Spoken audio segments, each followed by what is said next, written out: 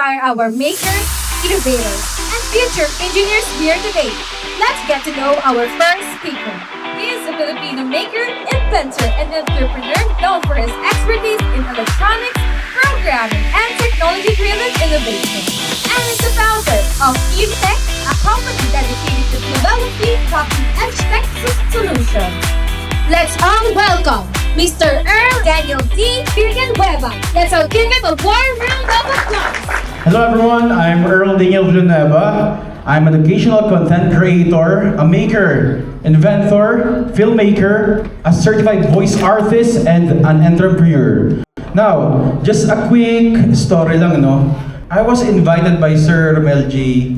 Gadil way back November 2025. And I was reading the invitation. I was like, bro, pwede ka bang may invite as a speaker for Arduino? Sabi ko, oh, Arduino. Sabi ko, hey, sure. But then, sobrang busy ng November namin. And yeah, told him na lang na, sir, pwede pa send kung kailan gaganapin ang Arduino Day. And today is the day. So, when I say great day, you say? Great day. Again, when I say great day, you say? Great day. Again, when I say great day, you say? Great day. Great day. Now, we love to do that sa office. We want to remind ourselves to always pursue to do great things. Later, itong title natin, I want you, idikit nyo dyan yung word na great. Okay? So, bawal or di namin ginagamit yung word na good morning, good afternoon, good evening. Dapat always great. Okay, all right. So, now, the first question that come up in my mind, what can I share to this engineering student? Ano yung pwede kong maturo sa inyo na hindi kayo maboboard? Diba? And for sure na matututo kayo. Diba? Ayaw naman natin ng masayang oras nyo at masayang din time ko. So, we are going to make sure na matututo kayo sa pag-uusapan natin ngayon. Now, so I wrote down kung ano yung mga bagay na tingin ko yung mga maker or engineering student na pwedeng matutunan sa akin. With all the things that I wrote down, it basically comes down with how can we make a profit out of our skills. One of the challenge when I was starting out, I have the skills. I have the engineering skills. I have the maker skills. But I don't know where can I find a fund para mabili yung mga Arduino ko, electronics ko, di ba? Di ba? Parang, I want this one. But hindi naman tayo pwede, ma'am, pwede ba No, di ba? Sarili natin, yan kailangan, sariling sikap. Di ba? Sariling sikap. Now, that's why the title of this talk is More Than Just an Engineer, Turning Your Skills into Profit and Innovation. Now, with almost 12 years of experience in the industry, I feel like turning your engineering skills into profit is the right thing that I can share to all of you because that's one of the things I'm good at. Diba? I remember, I feel like misconception yung idea na in order for you to start a business, you need a fund, malaking pera. But you know what? It's not true. All you need is utak lang labanan. Okay? Now, how can we make a profit out of our skills? But before I tell you the how, I want you to think the things that you are good at right now. Meaning, isipin mo yung mga bagay na magaling ka ngayon. Isipin mo? Maybe you are good at 3D modeling, you are good at 3D simulation, at robotics, at maybe you're good at Arduino. Diba? Or pwede rin naman magaling magpaasa. Sino? Ooh! Okay? Now, naisip nyo na yung mga bagay na tingin nyo magaling kayo? Naisip nyo na? Now, I want you guys to hold that thought all throughout this presentation. The first thing that you need to know about turning your skills into profit is you need to understand that engineering is just your fuel in a rocket. So, ang gusto kong gawin nyo ngayon, yung word na engineering dyan, palitan ninyo ng mga gusto ninyong sinabi ko sa inyo kanang ilagay nyo sa mind niyo. Okay? Sabihin natin, magaling ako. My Arduino skills is just my fuel. Okay? Our engineering skills aren't just a set of tools. So, they're the powerful foundation from which you can launch transformative ideas.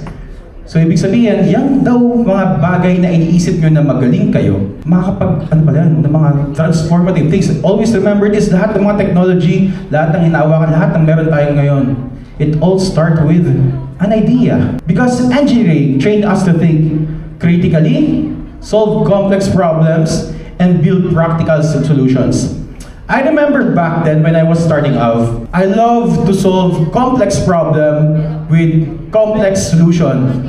Bata bibo kid, di ba? Especially yung tayo mga nasa mga competitive student back then, di ba? Tayo mga competitive, gusto natin pag nag-solve tayo ng math problems, gagamitan din natin solution na na complex. But that's not how it works. That's not what engineering taught me.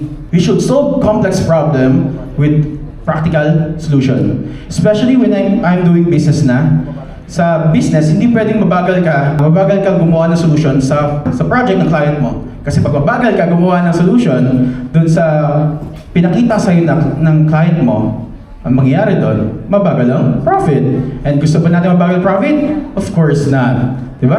So we should solve a problem efficiently. The word here is efficiently. Ganito, think of your engineering skills as a high-octane fuel in a rocket. Literal, high-octane fuel, hindi basta diesel. Gamit sa rocket, diesel, di ba? So, high-octane fuel. Without that fuel, kung di ka nag-aaral ng maayos or not honing your skill, the thing that I told you earlier to hold into your mind, like your engineering skills, your entrepreneurial spaceship will not take off. Or yung ibig sabihin, meaning nun, yung mga sinabi ko kanina na maging magaling kayo, kung hindi nyo yan hinahone, hindi nyo yan pinapractice everyday, paano may na-expect na gagaling ka? Ang idea dito, gusto mo mag-create you want to create a profit out of the skills na meron ka. But how are you going to do that if you're not good? Okay? Now, what I'm trying to say here is that you need to hone your skills. Diyan lang tayo pwede maging addict. Uy, diyan lang, okay? Sa mga skills na mga gusto natin, diyan lang tayo pwede mag-addict. Bawal sa iba. Okay? I remember when we were kids, laging sinasabi sa atin ng parents natin, anak, mag-aaral ka mabuti. Narinig niyo ba yan? Narinig sa mga nanay niyo? Oo. Ako, lagi sinasabi sa akin yan eh. So, but as I become a learner and an educator myself, I firmly believe na mas better sabihin na, anak, mag-aral ka ng gusto mong aralin at pagbutihin mo. Again, anak, mag-aral ka ng gusto mong aralin at pagbutihin mo. Now, syempre, we're not yet parents. Pwedeng tita ka, tito ka ngayon, ang mga pamangkin mo. So, pag uwi nyo sa bahay o pag na-meet nyo sila, much better sasabihin natin na, tawag, uy, princess, mag-aral ka ng gusto mong aralin at pagbutihin mo. Ito yung idea. Do you remember yung when you are, ga-aral ka for your test? Aral, hanggang madaling araw, di ba? Sige, aralin. But that test na inaaral mo, you don't want to do that basically. What happens after the exam? Anong nangyari? Nakakalimutan na. But the thing here, para mas maging effective yung way of learning natin, mas better daw na aralin natin yung mga gusto natin. Kasi pag gusto natin yung mga inaaral natin, never mong makakalimutan yan. Di ba? Let's say for instance, yung mga skills nyo ngayon sa engineering or Arduino. It's hard to forget those things because, we love doing it. Okay? So tandaan yan, anak, mag-aaral ka ng gusto mo at pagbutihin mo. Now, meron pa ako dito. Sabi ko dito, you need to prioritize yung learning over good grades. Okay? Ang idea here, guys, I've been in the industry for a decade na. Now, I've already worked with lots of engineers and some of them just graduated engineering. Nagigets nyo? Again, I've worked with a lot of engineers already, but a lot of them just graduated engineering. Aray mo, pakak. Let's pursue na hindi lang tayo graduate ng engineering. Let's pursue, kapag graduate tayo, we become engineer. Not just engineer. Magkaiba yun! Now, the idea here, dun sa mga naka-work sa industry, they're not good at the things that they are doing. They just graduated engineering. And now, I actually don't care whatever title that you have. You're an engineer? Who cares? Diba? You know what? What I care about is how you use that title to make a positive impact to this world. Diba? Engineer ka nga, Ghost Project. Diba? Education isn't limited to what's inside the school or your university. Explore outside your curriculum. Find your tribe, your community, network, establish strong vision. Ano ba yung gusto kong gawin? Diba? Ano ba yung gusto kong gawin sa buhay ko? Volunteer. Just like mga ginagawa ng student leaders natin ngayon, yung mga nag-work with this, are doing para maging possible to Arduino Day Philippines na to. Join startups, competitions, workshops, hackathons, and pag nag-join ka sa mga, usually yung mga binanggit ko na salihan nyo, it incorporates all of the above. For the first year students here, apply for internships as early as first year.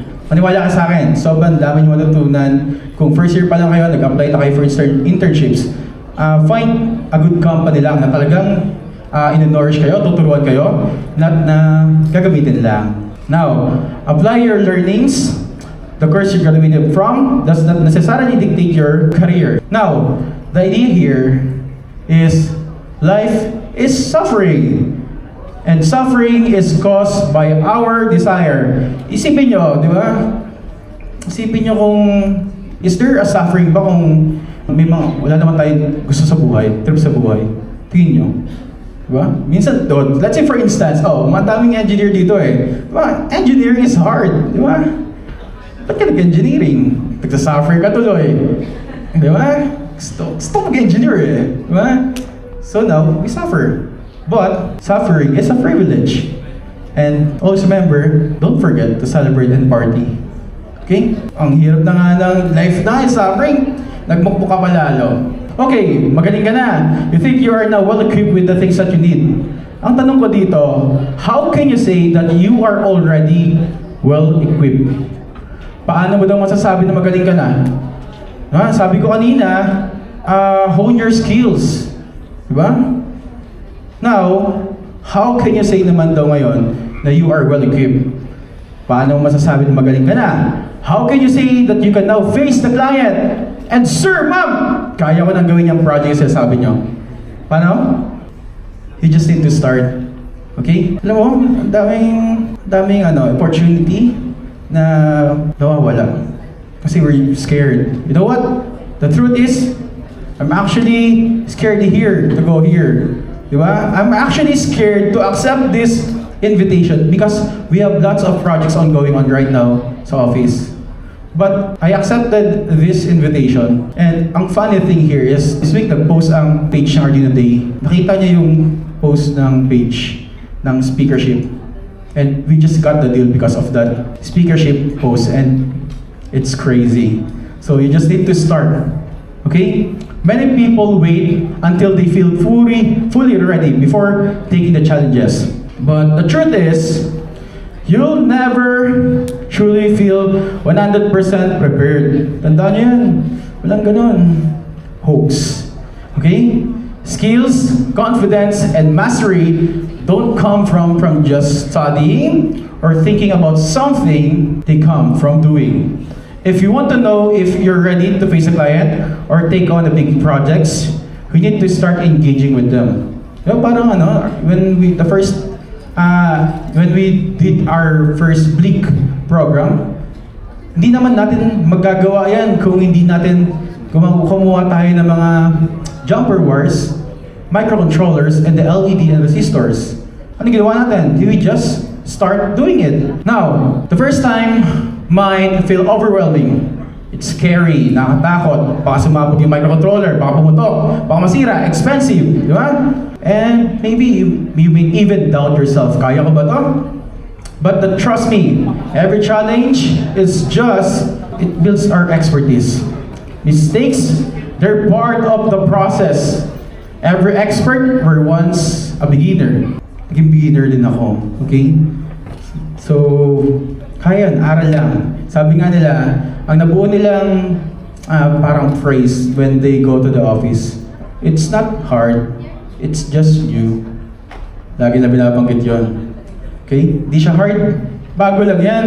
Diba? Even our professors, Eh, ang dali-dali lang yan eh. Sabi ng professor natin, syempre sir, ilang years mo ginagawa yan? 10 years? 2 decades? Ba't so lang madali yan? Sa atin, tayo mga first time, of course, it's hard. Because it's just you. How do I know that?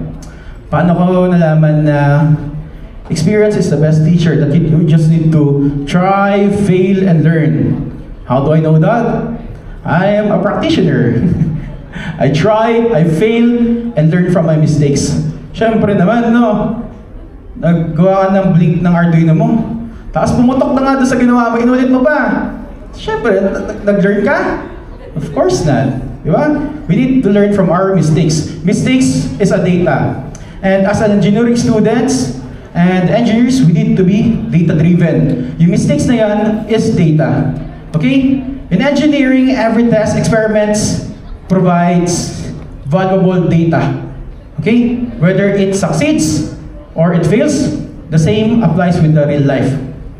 Yung skills and projects daw natin na ginagawa natin, each mistake isn't a sign of incompetence. Hindi daw incompetence, it's a data na sinasabi sa atin na if it works or not. Okay? Now, as a practitioner, you just don't rely doon sa theories. You apply them, you troubleshoot, you refine your approach based on your experience. Nagkamali ka na eh, di ba? So may experience ka na. Engineers are data-driven. We don't guess, we measure, analyze, and iterate. Nagkamali eh. So nagkamali ako dito, ganito naman approach yung gawin ko. Di ba? The only way to improve is to gather real-world data. To gather real-world data, anong kailangan gawin? Ang sinabi ko? Start. Ano? Start. Okay? How do you know that you're ready? You don't. Until you try. Now, how to start? Identify the challenges. Okay, nasagot na natin lahat ng question na and mga doubt natin. The question is now, how to start? Di ba? Sabi nila nga sa mga Facebook Reels, di ba? You just need to start. Di ba? Sabi ganun, di ba? Eh paano? Paano sisimulan? The first thing that you need to do is to identify the challenges. Ano ba yung mga problema na yan?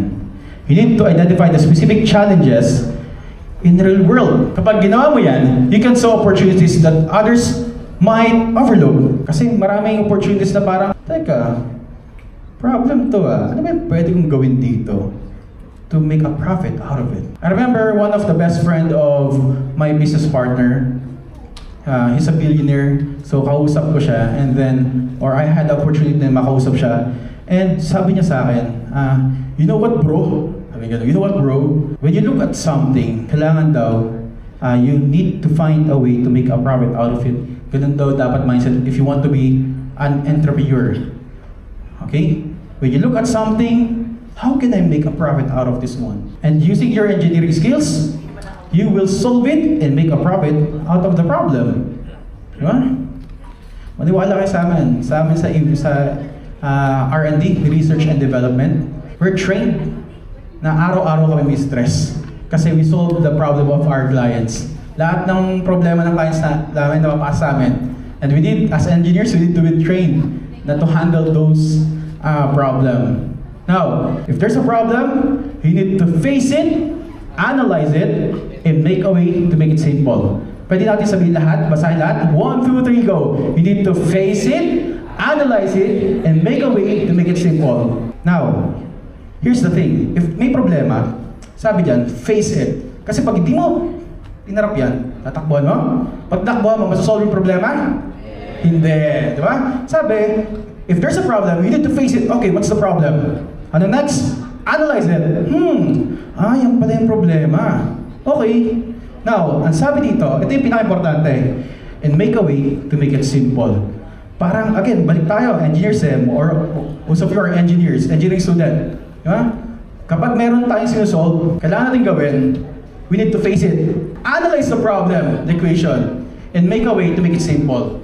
Sa mathematics, there's a lot of ways to solve the problem. And all we need to do is to make it simple. I wanted to share this quote from Steve Jobs. Sabi niya dito, you can't connect the dots looking forward. You can only connect them by looking backward. Leap forward, but connect the dots backwards. Connect the dots, but backwards. I want to share some story And hopefully, you get inspired. I always share this sa mga taong gulong-gulo sa buhay, especially mga college students. Most of you, gulo-gulo ng buhay ko.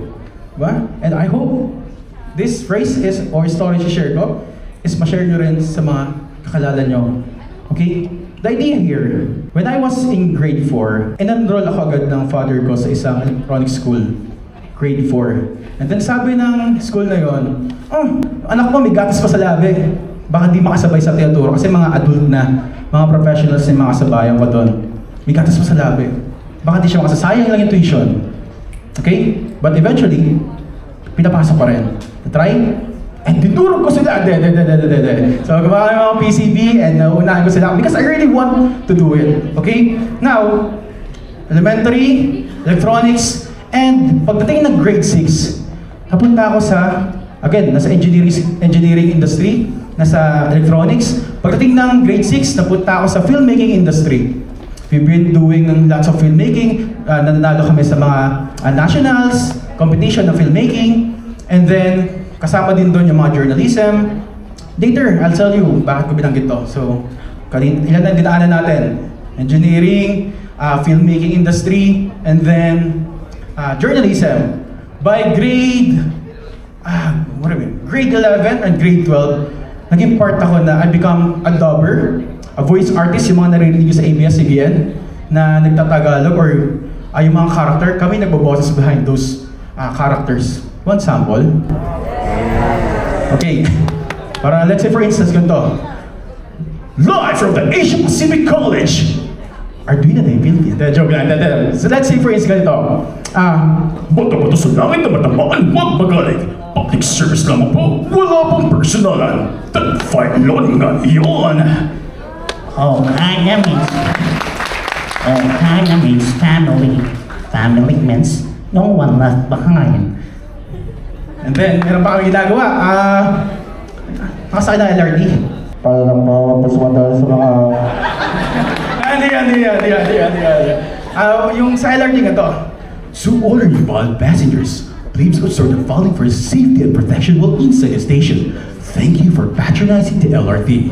Wishing you a safe and convenient journey. Ano natin, Draymond? Pilipino! Ako ay may lobo! Yung Wish 1075. Hindi ako yun. Yeah. But, again, 11 and 12, pumasok sa broadcasting and dubber ng ABS before magsara. And then, by college, oh no! Ano kukunin kong course? So, ano kinuha kong course? Kinuha ko yung first sub ko, which is the engineering. Okay? Electronics engineering. And then, I just tayo na ang EVTech niyan, and then nag-look backwards na ako. Kung hindi ako nasa dubbing or nag-voice over artist, edi sana pangit yung mga videos na ginagawa namin, yung mga voice over. Now, go back ulit tayo sa journalism, edi sana pangit yung mga captioning. Siyempre, when you're startup, lahat yan ikaw gagawa eh. Okay? And then after that, journalism, filmmaking, edi pangit yung mga video na edit. Next, connect the dots backward ulit tayo. Next, yung grade 4 ako. Wala yung ginawa ko ng grade 4 ako nang nag-aral ng electronics. Edi sana, walang spark na, okay. So, at the end of the day, babalik ka rin sa tunay mong mahal. So, yeah, nag-connect the dots backward lang ako. Lahat pala ng ginagawa natin, it makes sense. You just need to connect the dots backward. Okay. So natin, so got featured on Arduino website. That's way back 2023. It's funny because I started doing Arduino way back 2014, and they featured me on Arduino website. And this is my first Mobot mouse way back 2014, and my first Arduino Mobot. Back then, it's cool, diba? First robot, do you remember the first LED niya? Cool, diba? And then again, you become great. You got a profit. Always give back to the community. So we teach electronics, 3D printing, research groups. So nagka-champion, of course, EVTech. So yeah. And always give back to the community. Yun lang nasabi guys. Gumaling kayo, give back to the community. Huwag maging madamot. Okay? So yeah. that's what we're doing. So we have also internship program. So partner kami with Toyota. And pinadala namin doon ng aming interns. At yeah, experience niya working on the field, IFT Academy, and so on and so forth. And as always, keep learning and have fun. Thank you so much, everyone.